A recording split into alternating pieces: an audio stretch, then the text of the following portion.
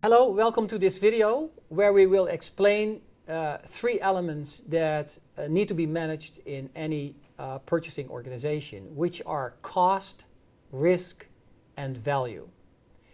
Cost is traditionally an area where, which has a lot of attention and interest from purchasing and supply managers, and we know why, because it represents the largest share of a company's cost, total cost.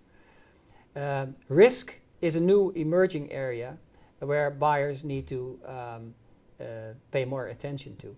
And then we also will discuss how purchasing can contribute to the top line of the company, increasing business value.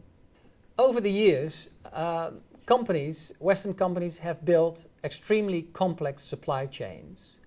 And as supply chains become more complex, they are more subject to risk. Buying globally means that you are subject to transportation risks, where something may go wrong with your cargo, and the question is then, what do you do to mitigate the damages resulting from these kind of disasters?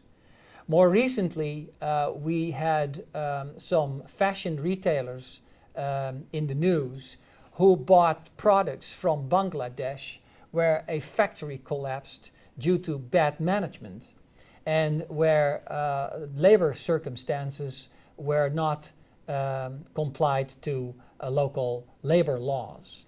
And these retailers, these fashion retailers, were accused of illegal and unethical practices. We also had some examples about horse meat being sold in the Western world as beef, and in China a scandal came to the surface where melamine was being brought into baby milk.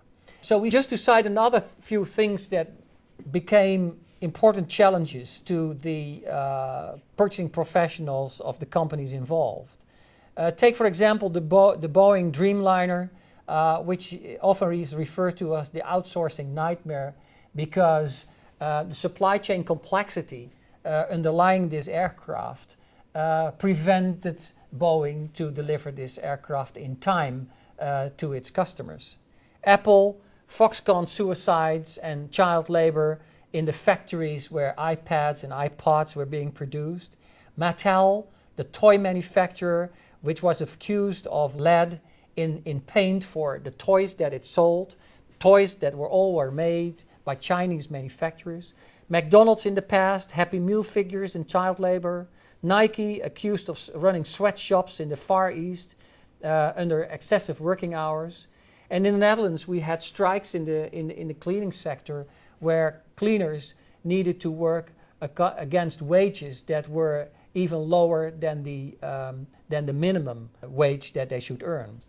What we see is that all these examples can be explained by the pressure on margins and through an excessive cost pressure that is exerted by sourcing professionals in supply relationships, resulting in bad quality. And as a result, I think that this all also relates to the complex supply chains that we have built, resulting in a heavy carbon footprint. This has created a different agenda to sourcing professionals, where at least three priorities now emerge. One is, of course, driving costs down. And when we talk about cost, we talk about materials cost, we talk about process cost and logistics cost. We talk about transaction cost. We talk about life cycle cost. So we see different cost concepts being relevant here to buyers. But if they drive costs down, risk will go up. And risk factors are represented by technical risks, supply risks, safety risks, risk related to corporate social responsibility, legal risks, that all need to be taken care of because it's a balance. And if these buyers, if these sourcing professionals of the future look just into cost and risk, they miss out on one other very important business aspect, which is value. Because in the end, buyers should be able to foster these kind of relationships with suppliers, that suppliers really reinforce and support the company's overall business strategies and contribute to better products that are delivered to customers. So the question here is, how can we develop unique customer value propositions together with our suppliers, create flawless customer services where usually suppliers are part of? How can we speed up new product and process innovations and provide unique integrated business solutions? These are all challenges that need to be viewed upon in a combination.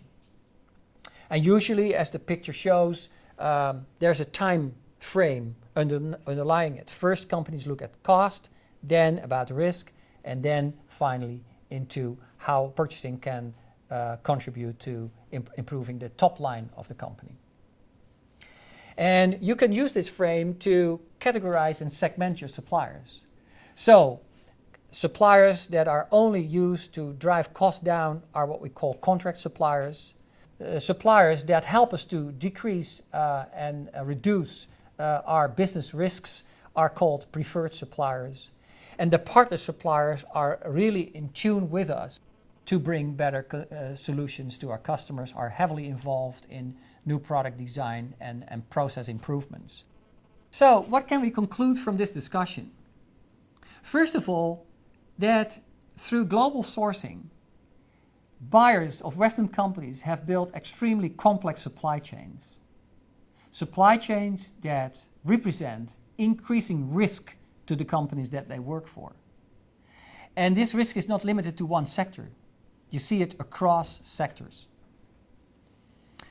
A second conclusion is that when you drive costs down, you will increase the risk exposure of your company.